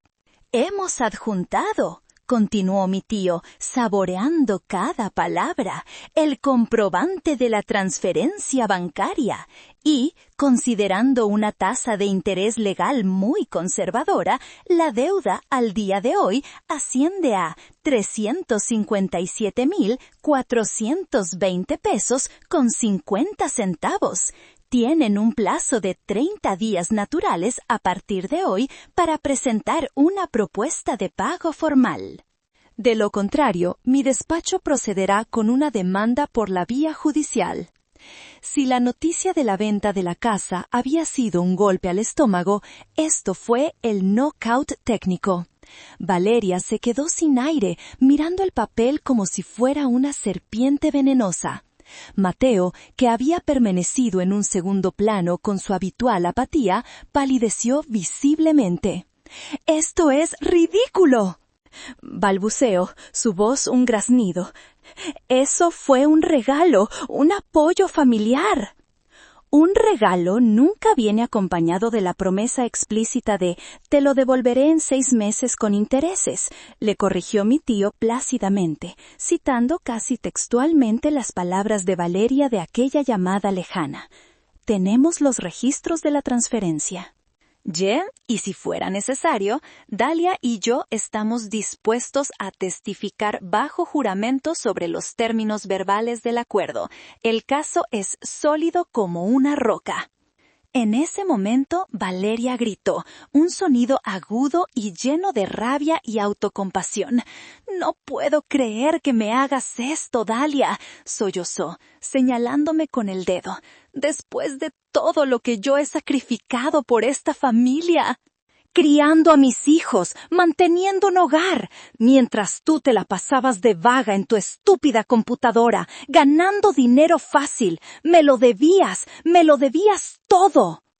Y ahí estaba, la verdad desnuda y fea. En su retorcida visión del mundo, mi éxito no era mío, era una deuda que yo tenía con ella, una compensación por la vida fácil que ella creía que yo tenía, en contraste con sus sacrificios. No era sobre necesidad, era sobre un profundo y corrosivo sentido de merecimiento.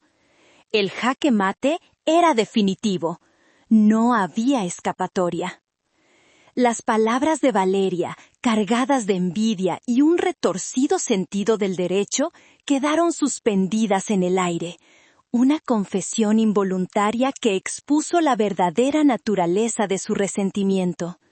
No se trataba de necesidad, sino de un castigo. En su mente, ella merecía los frutos de mi trabajo porque su vida, la de una madre sacrificada, era inherentemente más noble que la mía, la de una solterona que se la pasaba de vaga en la computadora. Fue mi madre la que se derrumbó primero. Se sentó bruscamente en el borde del parachoques de la camioneta, como si las piernas ya no la sostuvieran, y se cubrió la cara con las manos. Sus sollozos eran audibles, pero no eran sollozos de tristeza o arrepentimiento, eran de rabia, de una impotencia absoluta. La narrativa que había construido durante décadas, la de la familia unida, la de sus 2 hijas queridas, aunque una más que otra, se estaba haciendo añicos en la acera a la vista de todos los vecinos. «Has destruido a la familia, Dalia, la has roto en pedazos», gritó entre sollozos. «Todo por dinero. Te has convertido en un monstruo, en una extraña». La miré, y por primera vez en mi vida, sus palabras, diseñadas para herirme en lo más profundo, no me alcanzaron. Rebotaron en el escudo de mi nueva resolución. Sentí una extraña calma, una claridad fría que me permitió responder sin un atisbo de la culpa que siempre me había paralizado. «No, mamá», dije. Mi voz era tranquila pero firme, asegurándome de que cada uno de los presentes escuchara. Yo no he destruido nada. Ustedes destruyeron a la familia hace mucho tiempo. La destruyeron cada vez que ignoraban mis logros para celebrar los de Valeria. La destruyeron cuando me obligaron a renunciar a mis sueños para financiar sus caprichos. La destruyeron cuando decidieron que una hija era una inversión y la otra una red de seguridad. Hice una pausa, dejando que las palabras calaran. Yo no estoy destruyendo nada, simplemente estoy recogiendo los pedazos que me corresponden de mi propia vida. Y esta vez no voy a dejar que nadie se quede con ellos. Mi padre, que había sido silenciado por la intervención de mi tío, pareció recuperar el aliento. Su rostro estaba congestionado por una furia que lo hacía parecer un extraño. Se acercó a mí, ignorando a mi tío, y me apuntó con un dedo tembloroso. «Te vas a arrepentir de esto, Dalia», siseó, su voz baja y amenazante. «Un día estarás vieja y sola, y nadie va a estar ahí para ti, nadie. Y ese día te acordarás de cómo le diste la espalda a tu propia sangre». Era su último cartucho, la amenaza definitiva, la soledad, el abandono, el castigo kármico por mi insubordinación. Pero la amenaza ya no tenía poder sobre mí. «Quizás estés sola, papá», respondí, mirándolo directamente a los ojos, sin retroceder. «Pero estaré en paz. Y prefiero 1000 veces la soledad en paz que la compañía que exige mi aniquilación. Ustedes me enseñaron, sin querer, a ser autosuficiente. Gracias por esa lección. Es la única que voy a necesitar de ahora en adelante». La implosión fue total. Mi madre lloraba desconsoladamente. Mi padre me miraba con un odio que nunca había visto en sus ojos. Valeria estaba pálida como un fantasma, alternando la mirada entre la notificación de cobro y mi rostro. Mateo, su esposo, parecía haber encogido, tratando de hacerse invisible. Mis sobrinos, finalmente conscientes de que la aventura de la mudanza se había convertido en una pesadilla, lloraban aferrados a las piernas de su madre. Era un cuadro de miseria, un retrato familiar pintado con los colores de la disfunción y la consecuencia. Un caos que ellos mismos habían creado y del que yo, por primera vez, no era parte. Yo era solo una espectadora. El clímax del drama familiar se disolvió en una farsa caótica y patética. Los de la mudanza, que habían sido testigos silenciosos y probablemente entretenidos de toda la escena, finalmente se cansaron de esperar. El hombre mayor, el que parecía el jefe, se acercó a Mateo con el ceño fruncido. «Señor, con todo respeto, ¿qué vamos a hacer?», preguntó. Su voz era una mezcla de aburrimiento y autoridad obrera. «¿Subimos las cosas de vuelta al camión o las bajamos aquí en la banqueta? El tiempo del alquiler del camión está corriendo y cada minuto extra cuesta». La pregunta práctica, mundana, rompió el hechizo del drama emocional. De repente, la realidad los golpeó.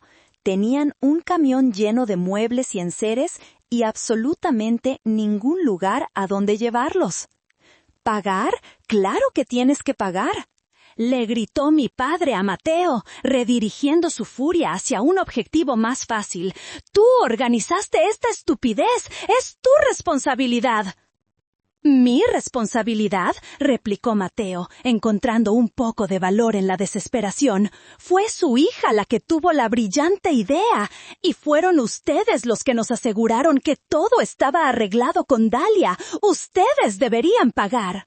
Mientras los dos hombres discutían a gritos sobre quién iba a pagarle a los de la mudanza, mi madre seguía llorando, pero ahora sus sollozos eran de humillación.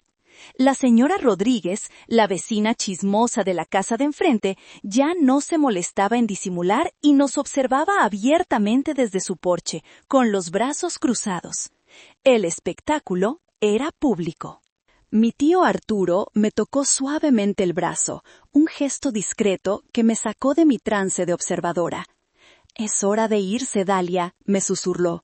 «Nuestro trabajo aquí ha terminado. No ganas nada quedándote a ver el incendio». Tenía razón.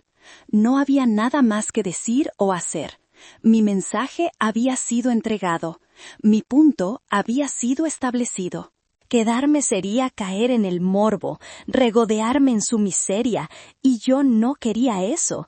No quería disfrutar de su caída, simplemente quería que me dejaran en paz para poder construir mi propio vuelo. Asentí. Sin decir una palabra más, sin una última mirada, nos dimos la vuelta. Mientras caminábamos hacia el coche de mi tío, que estaba aparcado a unos metros, pude oír a Valeria gritando mi nombre. Ya no era un grito de ira, sino de pánico puro. «Dalia, espera, no te vayas así. Por favor, Dalia, habla conmigo». No me giré, seguí caminando. Cada paso era una afirmación de mi nueva libertad. Cada paso me alejaba de la toxicidad, del chantaje, de la culpa. Subimos al coche de mi tío. Él encendió el motor, que ronroneó suavemente, un sonido de normalidad en medio de la locura. La última imagen que vi por el espejo retrovisor fue la de mi familia. Una isla de caos y desesperación en medio de una calle soleada y tranquila. Estaban rodeados de sus posesiones, sofás, cajas y lámparas, como los restos de un naufragio. Mi padre y Mateo seguían discutiendo. Mi madre intentaba consolar a los niños que lloraban. Y Valeria estaba de pie, en medio de todo, mirándonos partir, con una expresión de absoluto desamparo en su rostro. Por un instante fugaz sentí una punzada de algo que podría haber sido lástima, pero la deseché rápidamente. No era mi circo, no eran mis monos, y por primera vez en mi vida su caos no era mi problema. El coche dobló la esquina y desaparecieron de mi vista. Y sentí como si, después de 38 años conteniendo la respiración, finalmente pudiera exhalar. Los días que siguieron a lo que mi tío Arturo, con su humor negro característico, bautizó como el día de la mudanza interrumpida, fueron una extraña y contradictoria mezcla de silencio absoluto y ruido ensordecedor. El silencio, denso y cargado de resentimiento, provenía de mi círculo familiar más cercano. Ni una llamada de mis padres, ni un mensaje de Valeria. Era un silencio punitivo, un muro de hielo diseñado para castigarme con la ausencia, para hacerme sentir el peso de mi traición. Pero en lugar de sentirme castigada, me sentía en paz. El silencio no era un vacío, era un espacio. Un espacio para respirar, para pensar, para ser yo misma, sin el constante ruido de fondo de sus expectativas y demandas. Y por mi parte, estaba bien con ese silencio. Lo acogí como a un viejo amigo. El ruido, en cambio, venía de la periferia. Era un ruido cacofónico, ensordecedor, proveniente de los puestos de avanzada del imperio familiar, los monos voladores, como los llama la psicología popular.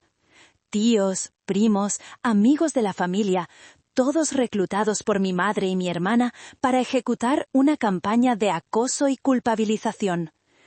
Mi tía Carmen, la hermana de mi madre, fue la primera en atacar. Su llamada me encontró mientras desempacaba unas tazas en la cocina de mi impersonal pero tranquilo apartamento de servicio. «Dalia, sobrina de mi vida, soy yo, tu tía. Oye, mi amor, me enteré de lo que pasó el sábado». Comenzó con una voz melosa que era más peligrosa que un grito. «No puedo creer que hayas sido tan, pero tan cruel. Tu hermana está destrozada. Tuvieron que dormir en un hotelucho de paso, los 4 en un mismo cuarto.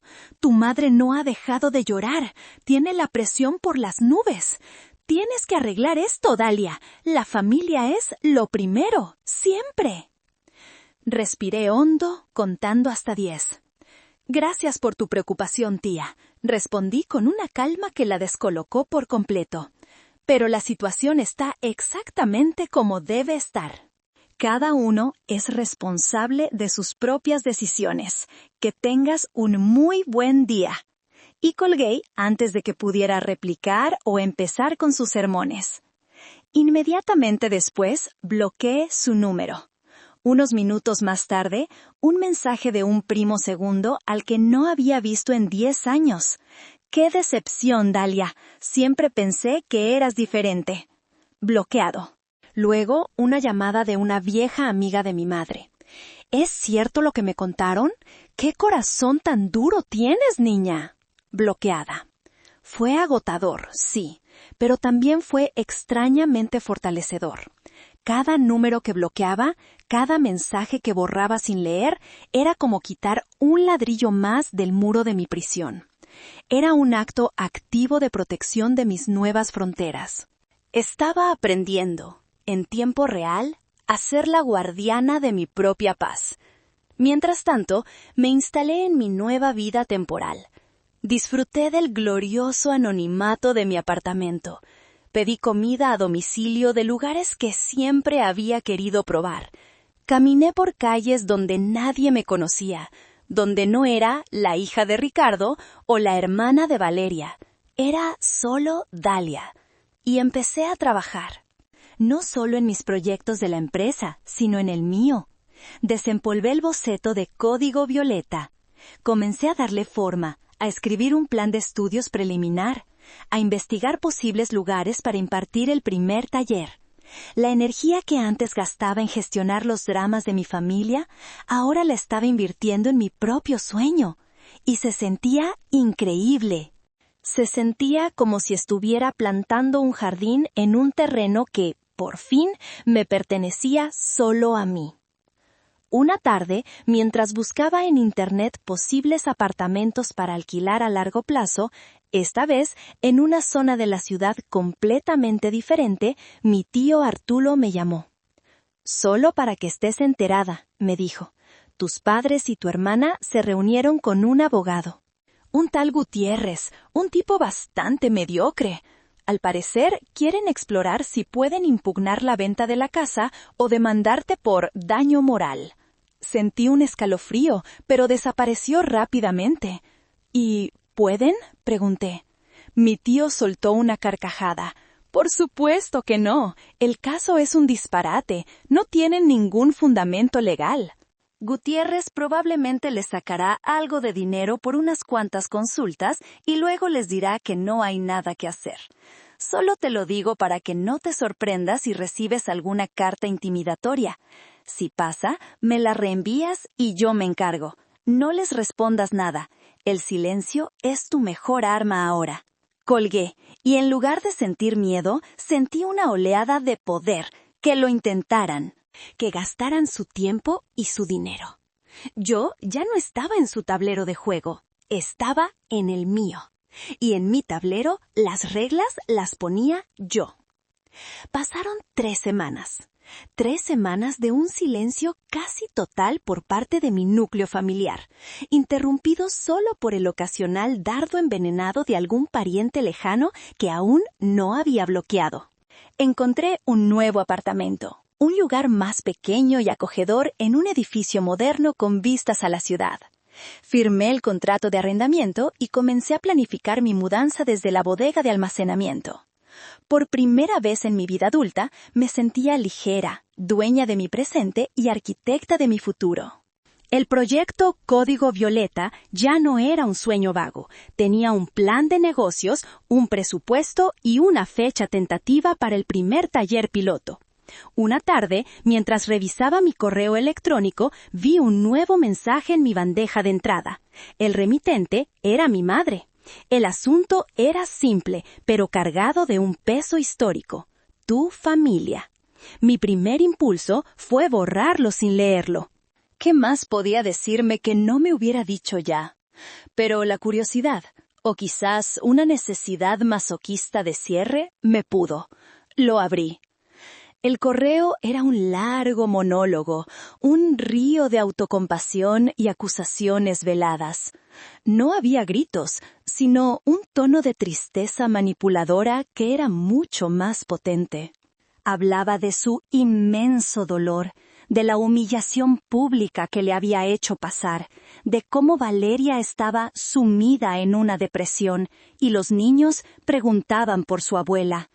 Decía que mi padre apenas hablaba, que había envejecido 10 años en 3 semanas. Me culpaba de su estrés, de su insomnio, de la atmósfera fúnebre que ahora reinaba en su casa. Decía que no me reconocía, que me había convertido en una extraña, una mujer fría y calculadora a la que solo le importaba el dinero. Pero fue la última frase, la pregunta final, la que capturó la esencia de nuestra tragedia, la brecha insalvable entre su percepción y mi realidad. No lo entiendo, Dalia. Después de todo lo que hemos hecho por ti, después de darte una familia y un hogar, ¿por qué nos odias tanto? Leí esa pregunta 1, 2, 3 veces. La palabra odiar me golpeó con fuerza. ¿Odiarlos? No, el odio es una pasión, requiere energía, una conexión íntima y retorcida. Y yo, por fin, después de tanto esfuerzo, me estaba desconectando. Lo que sentía no era odio, era una indiferencia protectora, el tipo de desapego que se siente por un país que has dejado atrás, un país cuyas costumbres ya no entiendes y cuyas leyes ya no te aplican. Me senté frente a la pantalla en blanco durante mucho tiempo, pensando en si debía responder. El consejo de mi tío había sido claro: el silencio es tu mejor arma, pero esto se sentía diferente. Esto no era un ataque, era una petición de entendimiento, aunque fuera desde una perspectiva completamente distorsionada. Y sentí que me debía a mí misma, a la niña que fui y a la mujer en la que me estaba convirtiendo, una última palabra. No para convencerla, sino para definir mi propia verdad. Con los dedos firmes, escribí mi respuesta. Querida mamá, he recibido tu correo y he leído tus palabras con atención. Y creo que, por primera vez, es importante que tú leas las mías, sin interrumpirme. No odio a la familia. Es una palabra demasiado fuerte, demasiado simple para algo tan complejo. Lo que dejé de tolerar, lo que decidí activamente rechazar, fue el papel que se me asignó dentro de ella. No odio a Valeria. Simplemente dejé de aceptar la premisa no escrita de que sus deseos siempre valdrían más que mis necesidades. No te odio a ti ni a papá. Simplemente dejé de aceptar que su amor era condicional, un premio que solo se le otorgaba a una de sus hijas, mientras la otra pagaba la cuenta.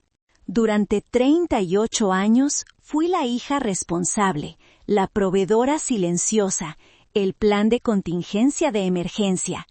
Construí mi vida sobre los cimientos del sacrificio, con la esperanza secreta e infantil de que algún día vieran el esfuerzo, no solo el resultado. Esperando que algún día el orgullo que sentían por un diploma de dibujo de primaria se extendiera también a un ascenso por el que competí con el mundo entero. Pero ese día nunca llegó. La venta de la casa no fue un acto de odio, fue un acto de amor propio. Fue el acto desesperado de una mujer que finalmente entendió que no puede seguir prendiéndose fuego a sí misma para mantener a otros calientes. Fue la decisión de una hija que se dio cuenta de que sus padres nunca iban a protegerla de su hermana, así que tuvo que aprender, tarde y con dolor, a protegerse sola. Espero sinceramente que Valeria aprenda a valerse por sí misma y a ser responsable de sus decisiones. Espero que ustedes, como padres, encuentren la manera de apoyarla sin tener que sacrificar a su otra hija en el altar de su favoritismo. Les deseo lo mejor, pero se los deseo desde la distancia, Una distancia que, por primera vez en mi vida, yo elijo. Con respeto por mí misma, Dalis. Presioné enviar y sentí una paz que nunca antes había conocido.